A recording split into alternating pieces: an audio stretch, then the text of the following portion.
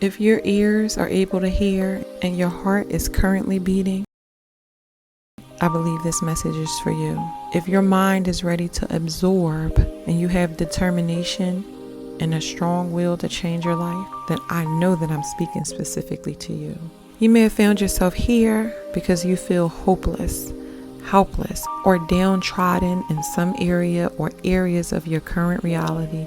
Notice I said your current reality, because no one is exempt from experiencing the peaks and valleys of life. We all go through ups and downs. You may have found yourself in what feels like the season of doom and gloom, where you've hit the proverbial rock bottom. But I want to tell you something about hitting rock bottom. The absolute best thing I've discovered, the silver lining in hitting rock bottom, is you cannot get any lower than that. There's only one place to go from rock bottom, and it is up. You can only go up from there. Maybe you're feeling like nothing is seeming to pan out in your favor.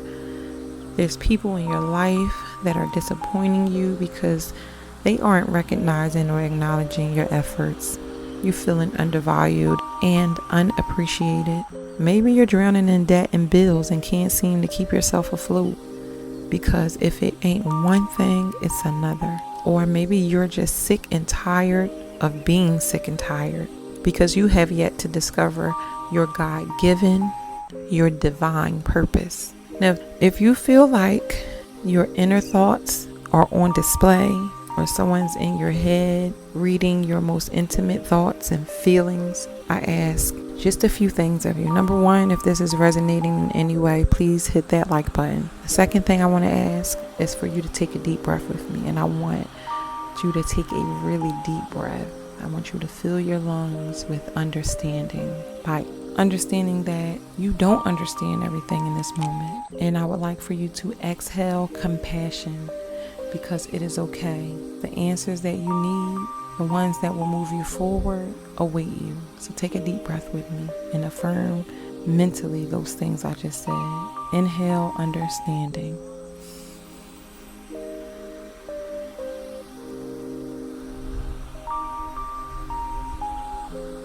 Exhale, compassion.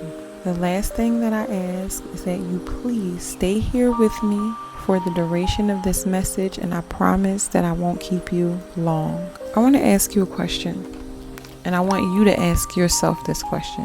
What type of energy are you subconsciously broadcasting? Are your inner emotions in alignment with your speech and actions? Are you aware that our thoughts create emotions, and that our emotions determine our behaviors, and that our behaviors establish our habits? Do you know that? For the longest time, I did not. So here's an example of what I just said. You think about your to-do list. There's your thought. You have an emotional feeling surrounding your to-do list. It could range from enthusiasm, excitement. You feel inspired to get some of those things off of your list. Or it could go the other way. You might feel dread, some annoyance, anxiety around getting some of those things done. Maybe you feel like there's other things that are more pressing that need to be taken care of. So you might not feel enthusiastic at all about doing things that need to be done. But that is the emotional aspect, which leads us into our actions, our conduct, or behavioral system. One of the definitions of behavior is the way in which a natural phenomenon or a machine works or functions. That's us, how we work or how we function. The way in which an animal or person acts and responds to a particular situation or stimulus. And what is an emotion but stimuli? You're stimulated by your thoughts. It causes emotions. So then you will go on to behave, whether it will be, jumping up, getting at it, or sulking and feeling like, not right now, I don't really feel like doing this. Therein lies your habits or your habitual behaviors, how you respond, what are you going to do, and your course of action. Another simple but relatable example, you feel hungry. Your thoughts may range from, what do I have a taste for? What is available to me? Do I have time to prepare and cook a meal? That's usually followed by an emotional response. How do you feel about eating? Are you dreading preparing a meal? Are you excited about eating? Are you in limbo about what it is you're going to have to nourish yourself? That's the emotional response. And then ultimately you will act, you will behave, you will go ahead and decide what it is you're going to eat. That is the simplest example I can give. And it's just a tangible and very relatable example of the process of thought, emotion, action, behavior, and then our habits that we create. We do things in processes.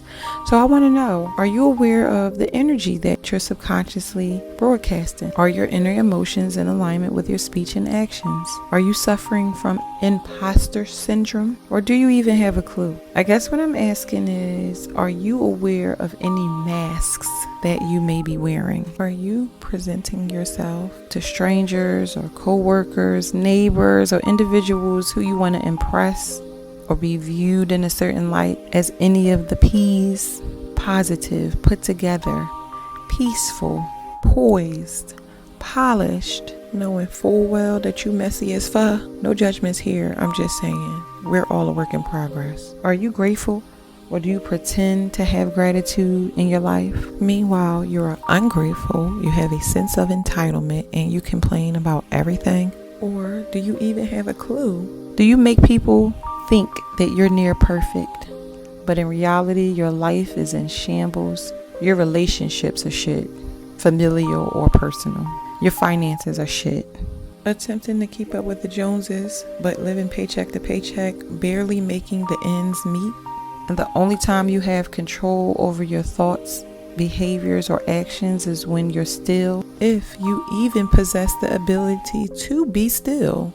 Are your inner thoughts loud and aggressive? Are they scolding you for putting on a persona? Are they reprimanding you, torturing you, tormenting you for being fake or phony? Do you find it difficult to rest peacefully because images of your cringy behavior cloud your mind when you're silent and alone? If you answer yes to any of those questions that were posed, or if you know in your heart of hearts that this is your reality and you would like to stop being tormented by your inner thoughts, it's time to shift your mindset, because this is honestly the catalyst for your season of doom and gloom. You just have to admit it to yourself. Be honest with yourself. Identify what it is that you're doing, especially if you're suffering from double-mindedness, especially if you suffer from double speech. It's time to admit it to yourself. That's the only way you're going to be able to do something about it. You have to admit it first. And by no stretch of the imagination am I being insensitive or judgmental. I'm really just asking. I too have suffered from imposter syndrome, whether it was to combat a stereotype being projected on me in professional spaces because of ethnic or cultural background differences, or I suffered from being a perpetual people pleaser because of inner childhood wounds that needed to be healed. I had to constantly walk on eggshells or make myself small or invisible so that I would not be the reminder of a failed life to emotionally unavailable caretakers. So believe me, I'm not taking aim at anyone. Rather, I'm opening up a space for dialogue and growth. We do things in processes as well as process things.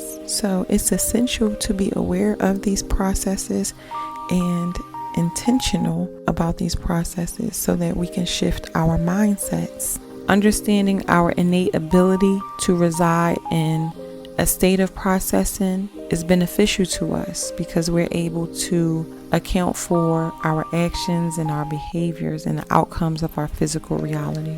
Please affirm to yourself these words and really mean them. I am more than my physical body because I am more than physical matter. I deeply desire to expand, to experience, to know, to understand, to control, and to use such greater energies and energy systems as may be beneficial and constructive to me and to those who are near and dear to me.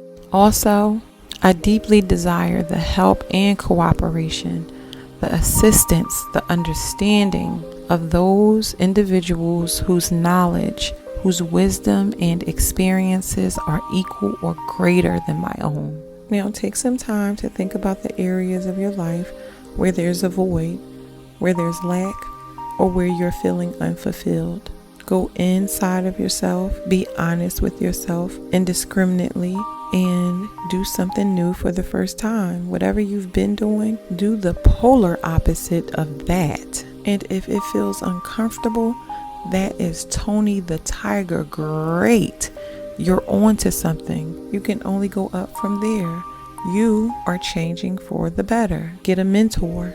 Find somebody who has the knowledge, somebody who has the wisdom, the somebodies who have the information that you need to bridge your gap, and do it indiscriminately. Do not consider or care about what other people may think of you. Sometimes the people who are closest to us are those who we feel the need to appease in some way. You're wondering about what they're going to think or how they're going to perceive a new you, a new version of you.